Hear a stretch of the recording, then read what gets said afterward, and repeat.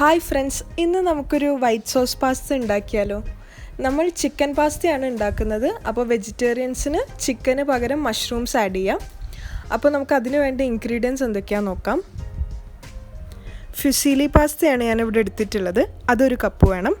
Chicken ഒരു cup, cream 200 gram, ആവശ്യത്തിന് ഉപ്പ്, കുരുമുളക് പൊടി, മിക്സഡ് ഹെർബ്സ്, കുറച്ച് ഓയിലും കൊറിയാണ്ടർ ലീവ്സും പിന്നെ ഗ്രേറ്റ് ചെയ്ത ചീസ് 1/2 കപ്പും വേണം. ആദ്യം നമുക്ക് പാസ്ത വേവിച്ചെടുക്കണം. അതിനായിട്ട് പാനിൽ കുറച്ച് വെള്ളം ഒഴിക്കുക. അതിലേക്ക് ആവശ്യത്തിനുള്ള ഉപ്പും കുറച്ച് എണ്ണ ഒഴിച്ചു കൊടുക്കാം. എണ്ണ ഒഴിക്കുന്നത് പാസ്ത ഒട്ടിപ്പിടിക്കാതിരിക്കാൻ വേണ്ടിയിട്ടാണ്. അതിനുശേഷം നമുക്കിതിലേക്ക് പാസ്ത ആഡ് ചെയ്ത് കൊടുക്കാം.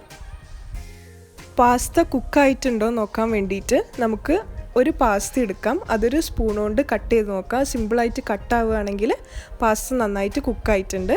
അപ്പോൾ കുക്കായ പാസ്ത നമുക്ക് അതിലുള്ള വെള്ളമൊക്കെ ഒഴിവാക്കിയിട്ട് മാറ്റി വെക്കാം.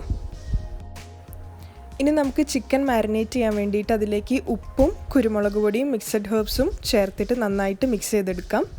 അതൊരു 10 മിനിറ്റ്സ് വെച്ചതിന് ശേഷം നമുക്ക് അത് ഫ്രൈ ചെയ്തെടുക്കണം. ഇനി ചിക്കൻ നമുക്ക് ഓയിലിൽ ഫ്രൈ ചെയ്തെടുക്കാം. ഓവറായിട്ട് ഫ്രൈ ആവേണ്ട ആവശ്യമില്ല. ചിക്കൻ്റെ കളറ് ജസ്റ്റ് ഒന്ന് മാറി വന്നാൽ മതി. ചിക്കൻ ഫ്രൈ ആയി കഴിഞ്ഞാൽ നമുക്കതിലേക്ക് ഫ്രഷ് ക്രീം ആഡ് ചെയ്ത് കൊടുക്കാം.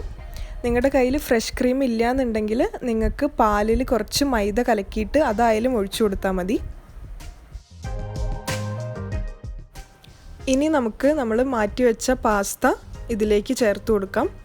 ഇതെല്ലാം കൂടെ നന്നായിട്ടൊന്ന് മിക്സ് ചെയ്തെടുക്കാം.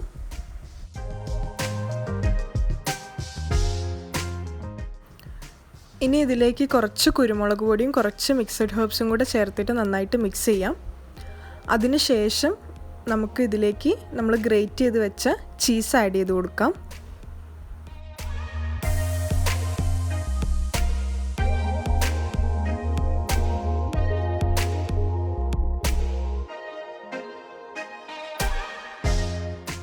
ചീസ് നന്നായിട്ട് മെൽറ്റ് ആവുന്നത് വരെ നന്നായിട്ട് ഇളക്കി കൊടുക്കുക. ചീസ് മെൽറ്റായതിന് ശേഷം നമ്മൾ എടുത്തു വെച്ച കൊറിയാണ്ടർ ലീവ്സ് ഇതിലേക്ക് ഇട്ട് കൊടുക്കാം. നിങ്ങൾക്ക് കൂടുതൽ ക്രീം വേണമെന്നുണ്ടെങ്കിൽ കുറച്ചും കൂടെ ഫ്രഷ് ക്രീം ഇപ്പോൾ നിങ്ങൾക്ക് ആഡ് ചെയ്ത് കൊടുക്കാം. അപ്പോൾ നമ്മുടെ റെസ്റ്റോറൻറ്റ് സ്റ്റൈലിലുള്ള വൈറ്റ് സോസ് പാസ്ത റെഡി ആയിട്ടുണ്ട്. വളരെ സിമ്പിളും ടേസ്റ്റിയും ആയിട്ടുള്ളൊരു റെസിപ്പിയാണിത്. പെട്ടെന്ന് തന്നെ നിങ്ങൾക്കിത് ഉണ്ടാക്കിയെടുക്കാൻ പറ്റും വീട്ടിലൊക്കെ. അപ്പം എല്ലാവരും എന്തായാലും ഇത് ട്രൈ ചെയ്ത് നോക്കണം. അപ്പോൾ ഈ വീഡിയോ ഇഷ്ടപ്പെട്ടാൽ ലൈക്ക് ചെയ്യുക, കമൻറ്റ് ചെയ്യുക. ആദ്യമായിട്ട് കാണുന്നവരാണെങ്കിൽ സബ്സ്ക്രൈബും ചെയ്യുക, ബെൽ ബട്ടണും പ്രസ് ചെയ്യുക. അപ്പോൾ അടുത്ത വീഡിയോ ആയിട്ട് കാണുന്നത് വരെ ബൈ.